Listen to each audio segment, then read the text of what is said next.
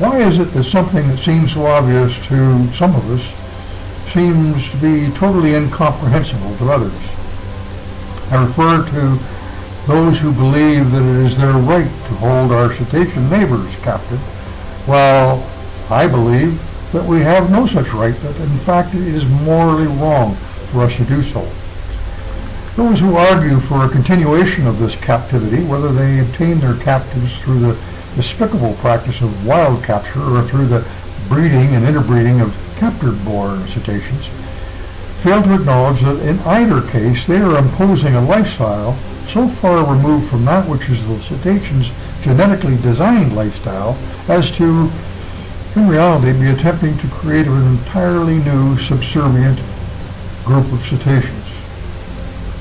How else to explain that they see no wrong in holding the cetacean captive in concrete tanks, or at best in SeaWorld's proposed sea pen, despite the current knowledge that they will still be providing, even in the largest sea pen, but a small fraction of the volume of water in which the free cetacean will travel during any given 24-hour period, keeping those majestic, beautiful, intelligent, social creatures either isolated totally or mixed together without regard for place of origin or culture. No longer can they be the predator which their genetic evolution made them. They are forced to become beggars, or if you don't like that term, street busters.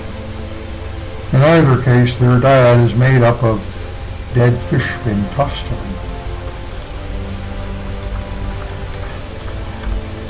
As to intelligence and other traits which they possess, those traits which we used to, and some still do, claim as being the traits which we alone hold and held, and which raise us above all other animals. Consider this. The cetacean came into their current recognizable form some 20 to 25 millions of years ago. We, Homo sapien, came into existence in our present form a mere 400,000 years ago. Why then is it not reasonable to believe that they may well possess an intelligence equal to or exceeding ours? Why do we feel that we are their superior? The answer, in my opinion, is that we don't have that right. That those who do make that assertion do it as a result of what amounts to be a combination of hand-me-down claims from our forefathers, a kindergarten level of scientific knowledge, which may have risen to the grade 1 level in the last 40, 50 years, and most importantly for so many, the teachings of various religions which are stuck in the rut of a belief that we were given dominion over all other creatures on earth. Now that the scientific world has, for the most part, accepted that intelligent life, in all probability, does exist elsewhere in the universe, what now is the position of those religions? And is it possible that we may already have met that extraterrestrial creature, and that this creature is our cetacean neighbor? I don't argue the fact that it would be wrong for those cetaceans who were born into captivity to be taken out and released into the wild. For them, huge sea pens may well be the only answer. I don't argue the fact that it would be wrong to simply take our wild-born cetaceans and dump them back into the wild without first providing them with a highly structured release program, including several, perhaps many stages before the final release can be made. Some may never reach that final stage, and for them, sea penning may be the only answer. I do argue that there is ample evidence to indicate that cetaceans, such as Lolita, should be given, and in her case sooner rather than later, and by sooner I mean in the next few months, an opportunity to reunite with her family, which consists of her mother, presumed mother, ocean son, some 86 years of age, along with other siblings and family members who frequent Kanaka Bay in Puget Sound. I do argue that the continuance of enterprises who rely upon cetacean captivity should be discouraged through a ban on breeding programs which are clearly designed for the sole purpose of restocking those dolphinariums whose inventory of captive dolphins is constantly being depleted due to the premature deaths of their current inventory. I also argue that the current dolphinariums can be phased out due to a lack of inventory and or lack of persons willing to buy tickets to their shows. I further argue that there should be an immediate ban on awarding permits for the opening of any new dolphinariums or any such enterprise whose income is derived from shows or swim-wit programs involving captive cetaceans. Our society has the knowledge, the skills, and the intellectual ability to develop the means by which, through various 2-3-dimensional, holographic, interactive audio-visual material, we can entertain and educate our fellow humans in a manner that will far exceed in all respects any existing programs which currently rely upon captive cetaceans. Just as the photographic capture of life has almost been totally replaced the trophy hunts which were carried out by our fathers and forefathers, so should the enterprises which rely upon the imprisonment of cetaceans for our pleasure be replaced by enterprises which rely upon digital audio-visual depictions of those cetaceans. With this in mind, I invite you to watch a brief video which was inspired by the Free Lolita March and also contains some material from that march on January 17th this year. It also includes a further visual effort on my part to open the eyes of at least some who still feel it okay to hold cetaceans captive. And while there may be some inference as to the identity of the unwitting human participant in my video, that identity is a fictional one arising out of my imagination, albeit possibly born of material which I have read or seen.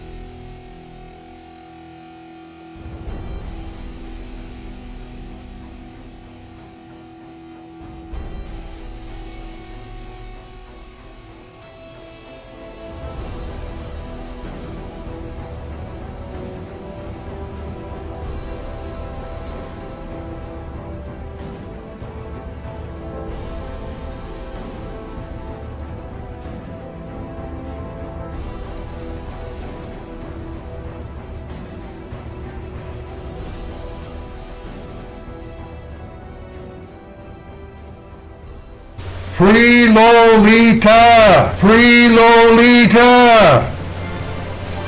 Free Lolita! Free Lolita!